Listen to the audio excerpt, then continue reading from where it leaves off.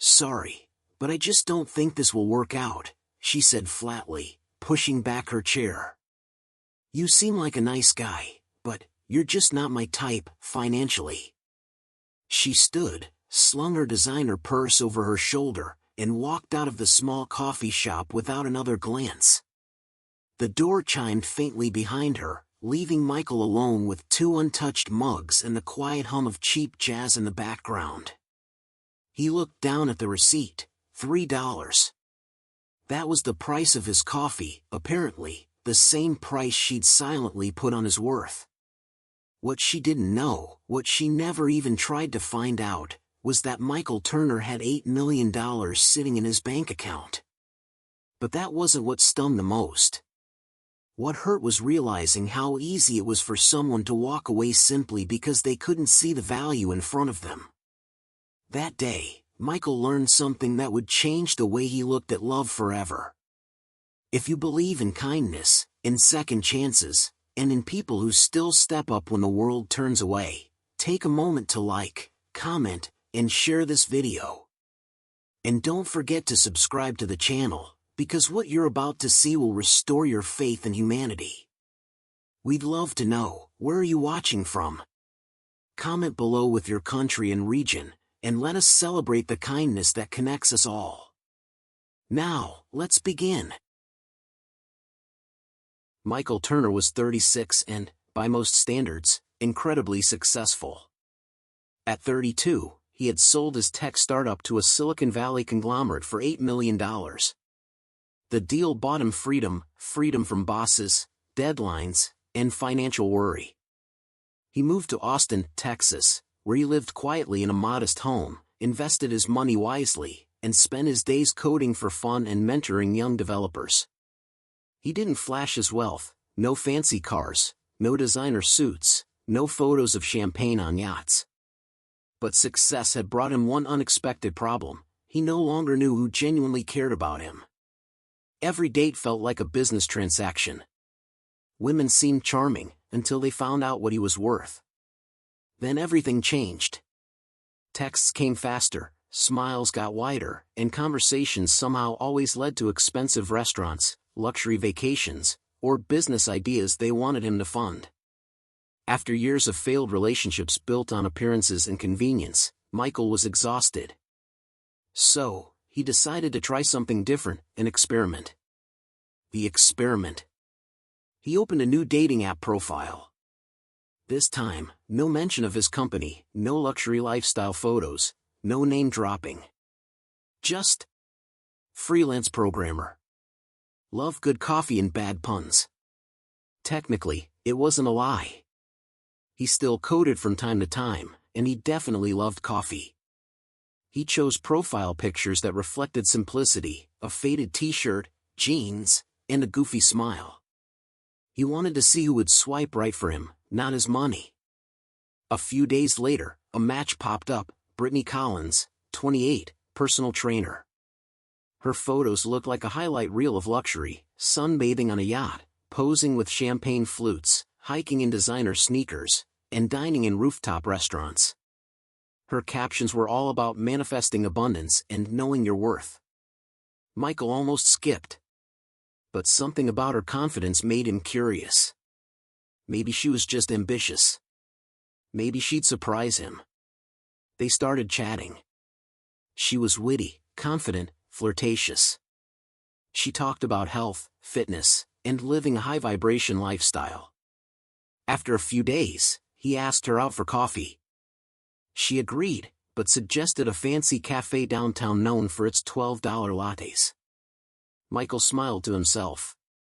Perfect. The test. He picked the opposite. He invited her to a small, cozy café on the east side, his favorite place, where the cappuccino cost exactly $3. On the day of the date, Michael dressed simply: faded jeans, an old white t-shirt, a worn-out pair of sneakers, and a $10 plastic watch he'd bought at a gas station. He combed his hair but didn't overdo it. Then he climbed into his old 2009 Toyota Corolla, which he kept mostly for nostalgia. When he pulled up to Brittany's apartment complex, he couldn't help but chuckle. It was one of those luxury high-rises with a valet and glass elevators. Moments later, she stepped out of the lobby. She looked stunning, perfect makeup, tight black dress, high heels that probably cost more than his watch, and a handbag that could have paid for a semester of college.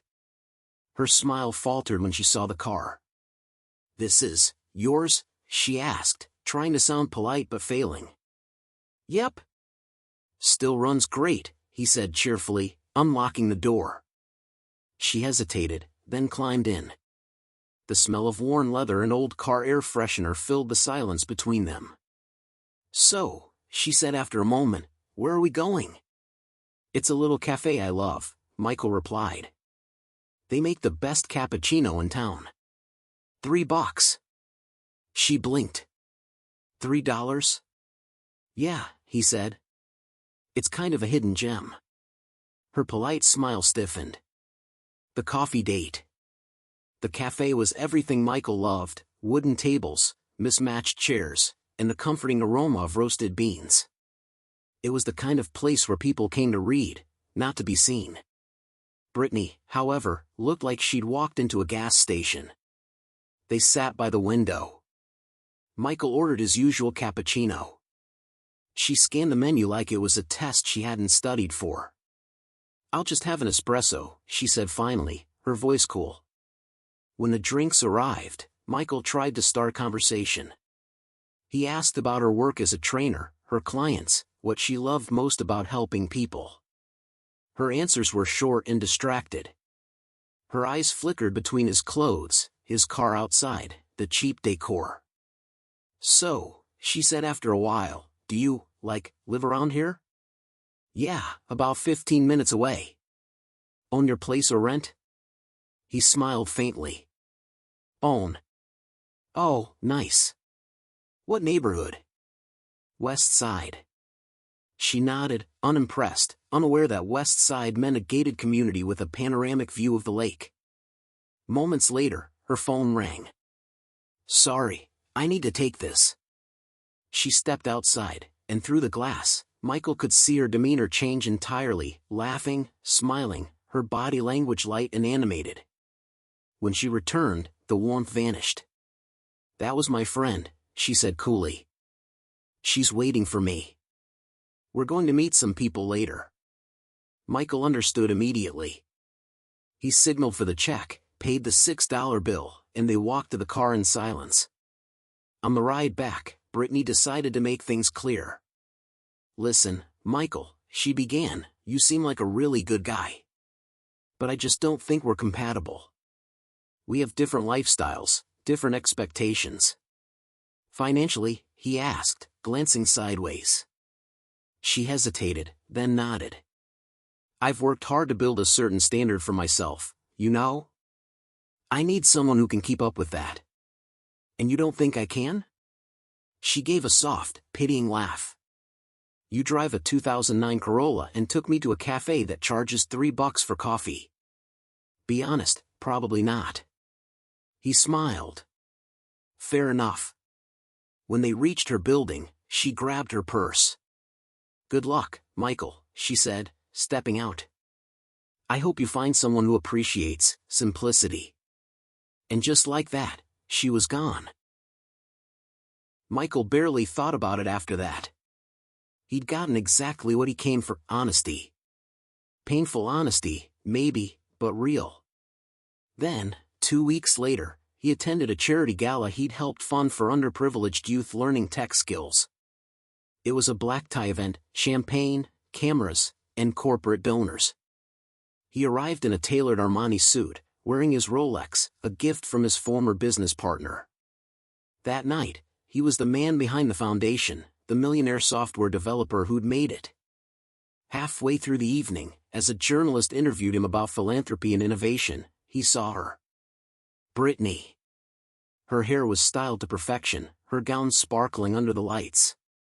She stood beside an older man, silver hair, expensive suit, smug grin. Clearly, she was someone's date. Their eyes met. Confusion flickered first. Then recognition. Then sheer panic. "Excuse me for a moment," Michael told the interviewer with a calm smile. He walked over. "Brittany," he said warmly. "What a surprise." "Michael?" Her voice cracked slightly. "What are you doing here?" "I'm one of the event sponsors," he said simply. "And you?" She opened her mouth, but before she could answer, the older man extended a hand. "Rick Patterson," he said. "You're Michael Turner, right? The guy who sold his company to Orion Systems? Man, $8 million at 32, that's impressive." Brittany froze, her face draining of color. "So," she said faintly, "you're that Michael Turner?" He smiled politely. "The same. But I prefer to just call myself a programmer. Keeps things authentic. You'd be surprised how it helps me meet real people." He held her gaze for a beat longer, letting the words sink in. I'll be right back," she stammered, disappearing into the crowd. She didn't return. The aftermath. Over the next few days, Michael's phone lit up. Texts. Calls. Voicemails. "Hey, I think I owe you an apology. I didn't realize who you were. Can we start over? I was just nervous that day. Let me make it up to you. I swear it wasn't about money."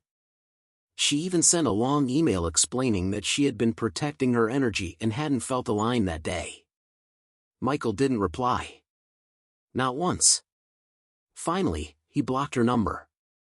Because the truth was, she had done exactly what he needed her to do. She had shown him what to avoid. Months passed.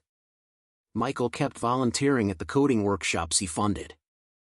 That's where he met Emma Brooks, a public school teacher who helped coordinate the classes. Emma was the opposite of Brittany, quietly confident, kind, curious. She made $3,200 a month and still found joy in life's smallest moments: a sunrise jog, a thrift store book, a shared laugh. They bonded over their passion for education and coffee, ironically, at that same café with the $3 cappuccinos. Michael kept his secret.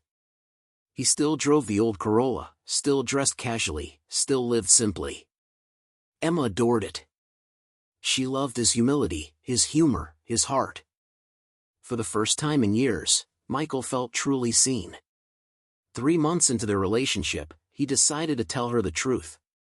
Over coffee, he took a deep breath. "There's something I should tell you," he said. "About what I actually do." Emma tilted her head. "Okay. I sold a tech company a few years ago. I'm comfortable. Financially." She blinked, then smiled. "Oh. I kind of figured you weren't broke," she teased. "You just have that calm energy people with savings usually have." He laughed, relieved. "You're not surprised?" "Not really. But it wouldn't matter anyway," she said. "You could have $40 or $40 million, it wouldn't change who you are to me." The real lesson. That moment hit him harder than any rejection ever could. It wasn't about coffee or cars or clothes. It was about truth. Brittany had been a test, and Emma was the answer. Brittany had seen a man and measured his worth in possessions. Emma had seen the same man and recognized his soul. Michael realized something profound. Sometimes, pretending to have less is the most expensive way to find what truly matters.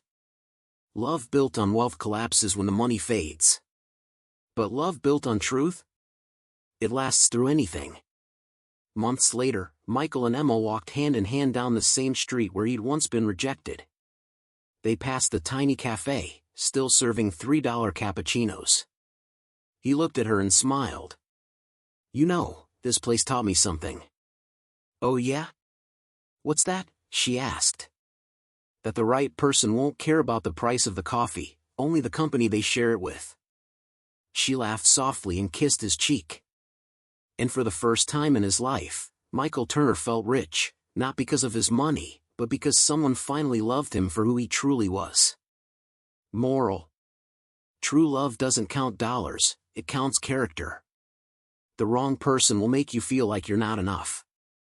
the right person will remind you that you always were.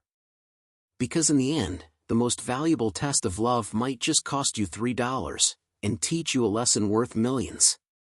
Which part of this story touched you the most? Share your thoughts in the comments below. I'd love to read them. And don't forget to subscribe to the channel and turn on notifications, so you won't miss any of our next emotional stories.